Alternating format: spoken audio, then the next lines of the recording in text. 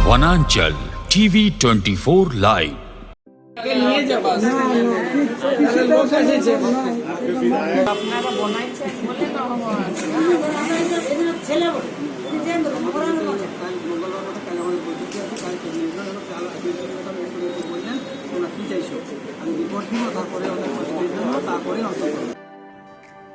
विगत 34 दिनों से चांडिल के विस्थापित मनोहर महतो आदित्यपुर स्वर्ण रेखा परियोजना के मुख्य कार्यालय के समक्ष 9 सूत्रीय मांगों को लेकर धरने पर बैठे हुए हैं। वहीं ईचागढ़ के विधायक सविता महतो अनशनकारियों से मुलाकात कर सभी मांगों को स्वीकार कराने का भरोसा दिया, परंतु ग्रामीणों के साथ वार्ता विफल रहा।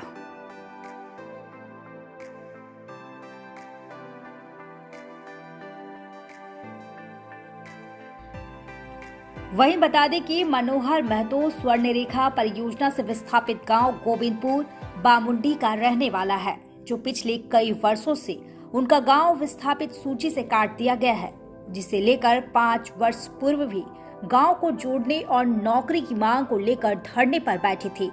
वहीं विभाग द्वारा आश्वासन दिया गया था, परंतु मांगों को आज तक पूर्ण नहीं किया गया। मनोहर महतो के नेतृत्व में संपूर्ण गांव वासी अनिश्चितकालीन धरने पर बैठ गए। आज 35 दिन हो चुके हैं। विभाग कुंभकर्ण निंद्रा में सोए हुए हैं।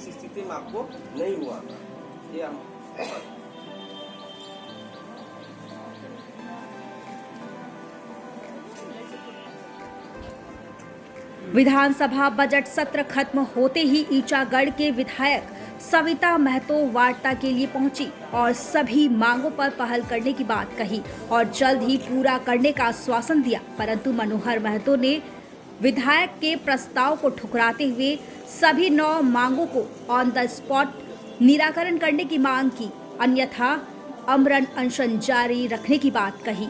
वहीं विधायक ने कहा कि केवल 2 मांग को झारखंड सरकार के अधीन है और सभी मांग विभागीय स्तर पर संभव है। आश्वासन के बाद भी वार्ता विफल रहा। विधायक आने के बाद यही वो निर्णय दिया कि वो आश्वासन देके अनशन तोड़ने का इच्छा किया था, लेकिन हम पॉइंट बाय पॉइंट उसको हम जब समझा दिए और बोले कि हम यही समाधान करेंगे, उसी के बाद अनशन तोड़ाएंगे। जब तक समाधान नहीं हो रहा है तब तक अनशन नहीं तोड़ाएगा। जितना मेरा समस्या है डॉक्यूमेंट्स सब उनको भी दिखा दिए, कुछ तो बाकी है, क्योंकि सब आदमी है भी नहीं। हम लोग आज गरीबता के कारण यहाँ सब बैठ नहीं पाते हैं। 10 आदमी बैठते हैं, 20 आदमी घर जाता है, वो आता है फिर ही जाता है, इसलिए हम लोग का तो 100 आदमी यहाँ बैठने भी नहीं रह सकते हैं।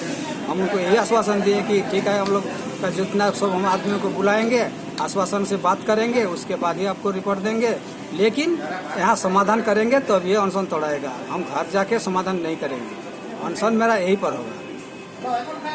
नाम में 34 दिन हुआ है बैठे हुए हैं और हम लोग का सेशन चल रहा था, उसमें हम नहीं आ पाए। लेट से मुझे सूचना भी मिली है और इन समस्या विस्थापित का तो वो बहुत ही समस्या है और हमारे विधानसभा में सबसे ज़्यादा विस्थापित का समस्या है।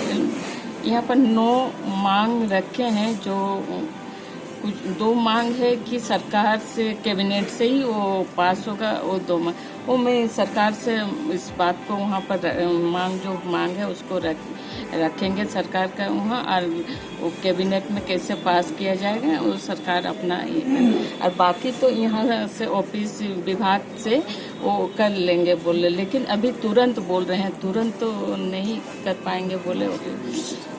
तो मार्च महीना भी है, कुछ दिन समय बोले हैं, तो समय जब तक बोलते हैं नहीं होगा हम लोग अनशन नहीं तोड़ेंगे। ये मुख्य मांगे इन लोगों की मुख्य मांगे हैं, जैसे और 2 गांव वहाँ पर 116 गांव विस्थापित हुआ है। वहाँ पर एक गोविंदपुर जो खीरी बामुंडी मौजा में आता है, वो नाम लिस्ट में नहीं है, वो उसका भी मांग लिस्ट में लाने के लिए तो उसको भी रखने के लिए है, और विकास पुस्तिका के लिए मांग किए हैं, और एक नौकरी जो यहाँ चाचा जी हैं उनका 1992 में उनका नौकरी के लिए लिस्ट में नाम भी निकला था, लेकिन अभी तक वो नहीं हुआ है। वो काहे नहीं हुआ है, उनका बोल रहे हैं, तो विभाग को हम उनका फाइल चेक करने के लिए जल्द से जल्द फाइल क्यों नहीं हुआ, सब उसका जब लिस्ट में नाम निकला था। इसी तरह 9 यहाँ पर जो लेटर इन लोगों का है वो आप लोगों को दिया है। मैडम वर्षों पुराना तो अभी भी अंधकार में विस्थापित जी रहे हैं। विस्थापित अभी का नहीं है, ये बहुत ही पुराना मामला है। और एक एक करके जैसे हम जब से विधायक बने हैं और विधायक बनते ही कुछ दिन बाद कोरोना काल आया, उस बाद भी 61 करोड़ जो पेमेंट विस्थापितों का पेमेंट बाकी था और बाकी है, तो उसी समय माननीय मुख्यमंत्री हेमंत सोरेन जी चांडिल डैम के लिए 61 करोड़ दिए गए विस्थापित। विकास पुस्तिका भी उस समय से बन रहा है, 1000 से ऊपर अभी तक विकास पुस्तिका बन चुकी है।